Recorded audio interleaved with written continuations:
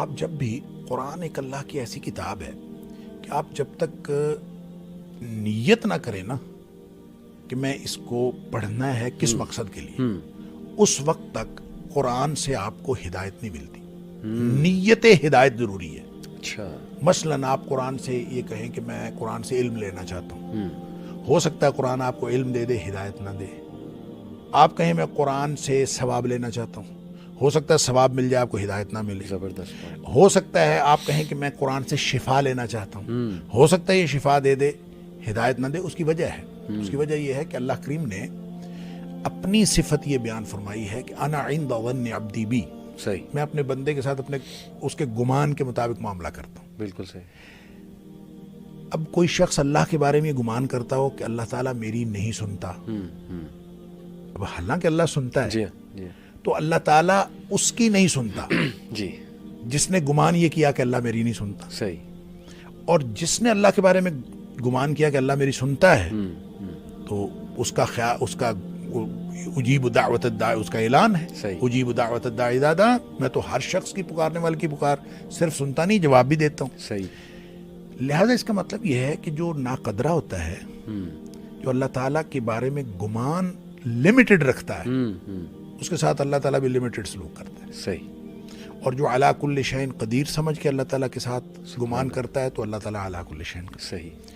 اچھا، یہی معاملہ قرآن اللہ کا کلام ہے، جی، اور صاحب کلام کے اندر جو غیرت اور انا ہے، اللہ، وہی غیرت اور انا اس کے کلام کے اندر۔ عربی میں ایک مقولہ ہے، کہتے ہیں کہ کلام الملوک ملوک الکلام، جو بادشاہوں کی بات ہوتی ہے نا، سبحان وہ باتوں کی بادشاہ ہوتی ہے، اللہ اکبر۔ اور یہ کائنات کے شہنشاہ کا کلام ہے۔ تو کوئی شخص اس کے بارے میں گمان رکھے کہ میں نے اس سے یہ لینا ہے تو وہ دو دے گا، لیکن اس کو ہدایت نہیں دے گا۔ دیکھیں، میں یہ کہتا ہوں کہ قرآن کو بنظر غائر پڑھنے سے اور اس کا فہم حاصل کرنے سے، اس سے نقطہ آفرینیاں کرنے سے اگر ہدایت ملتی ہوتی نا تو مستشرقین سب سے بڑے ہدایت یافتہ ہوتے۔ صحیح صحیح۔ جتنا باریک بینی سے انہوں نے پڑھا ہے نا، اتنا باریک بینی سے مسلمانوں نے بھی نہیں پڑھا۔ جی جی، لیکن نیت ان کی کیا تھی؟ ان کی نیت تھی غلطیاں نکالنا۔ ایکسیپشنز آر آلویز دیئر، کچھ استثناء کی باتیں ہیں، کچھ لوگ غلطیاں نکالنے کے لیے پڑھتے پڑھتے ہدایت پا گئے، ہاں جی، لیکن جنرل اصول یہ نہیں ہے۔ جنرل اصول یہ ہے کہ آپ نیت ہدایت کے ساتھ، ہدی للمتقین کا یہی معنی ہے۔ صحیح، ایک ہے ہدی للناس، ایک ہے ہدی للمتقین۔ راستہ دکھاتا سب کو ہے، بالکل ٹھیک، منزل مقصود پہ ان کو پہنچاتا ہے جو دل سے تقوی لے کے بیٹھے ہوتے ہیں کہ اللہ میں تیری ناراضگی سے بچنا چاہتا ہوں، تیری رضامندی حاصل کرنا چاہتا ہوں، پھر میں اس نیت سے قرآن پڑھتا ہوں تو پھر قرآن اس کو ہدایت پر لے۔ نیت ہدایت، یہ پہلی پری ریکوزٹ۔ صحیح۔ دوسری ہے خشیت، جب تک صاحب کلام کا روب دل میں نہ ہو۔ ہیوملٹی بھی کہہ سکتے ہیں کہ آپ ہمبل ہو جائیں، ہیوملٹی بھی ہے، اصل میں یہ عظمت ہے اللہ کی۔ اللہ کی عظمت جب تک ذہن میں نہ ہو، معرفت حاصل نہ ہو کہ صاحب کلام کون ہے۔ یہ اس کو علی بھائی یوں سمجھیں، میں ایک مثال دیا کرتا ہوں۔ صاحب کلام اور کلام کا کیا تعلق ہوتا ہے؟ میں کہوں پکڑ لو تو اس کی کیا حیثیت ہے؟ لوگ کہیں گے پاگل ہے، پتہ نہیں کیا کہہ رہا ہے۔ صحیح، میری بات کی طرف کوئی توجہ نہیں دے گا۔ بالکل ٹھیک۔ اگر یہی بات علاقے کا تھانے دار کہہ دے پکڑ لو، صحیح، اب الفاظ وہی ہیں، لیکن صاحب کلام کی وجہ سے اس کی گریوٹی چینج ہو گئی۔ اب اگر یہی بات ملک کا وزیر اعظم کہہ دے، ٹھیک ہے جی، تو تھرتھلی مچ جائے گی، بریکنگ نیوز ہوگی۔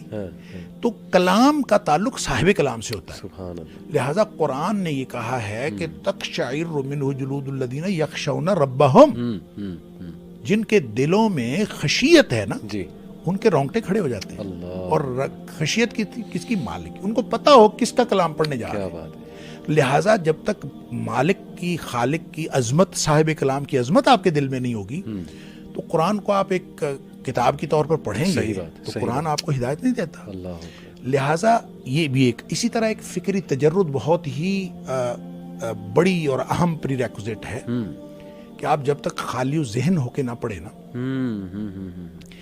آپ سابقہ خیالات اور سابقہ اپنے عقائد ساتھ لے کے اس کو پڑھیں، ان کو پورا ویٹیج دیتے ہوئے، صحیح، تو قرآن آپ کو ہدایت نہیں دیتا۔ قرآن کا بھی یہی نوعیت اور مزاج ہے، اور حدیث کی بھی۔ صحیح، یہ قرآن و حدیث آپ کو پھر ہدایت نہیں دیتے، آپ کے ان خیالات کے لیے دلائل فراہم کرتے ہیں۔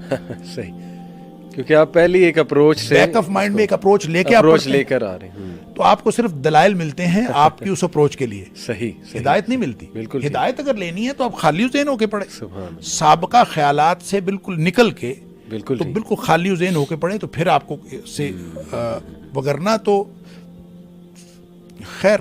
وہ جو اس کے اوپر اقبال نے بھی بہت بات کی ہے کہ جب تک یہ لا اور اللہ کا جو تعلق ہے نا, صحیح, لا اور اللہ کا, تو وہ کہتے ہیں کہ ہم ایک جب تک جو وہ مادہ جو انسان کے اندر برے خیالات اور آلودہ خیالات, ایک زمین میں آپ نے کاشتکاری کرنی ہے, جب تک اس میں سے جڑی بوٹیاں نہیں نکال لیں گے اس میں کبھی اچھی فصل نہیں ہو سکتی. بالکل صحیح, تو اچھی فصل آپ نے اگانی ہے کہیں, زبردست, تو پہلے جڑی بوٹیاں سابقہ خیالات سے آلودگیوں سے نکلے, بالکل ٹھیک, فکری تجرد کے ساتھ قرآن کو پڑھیں.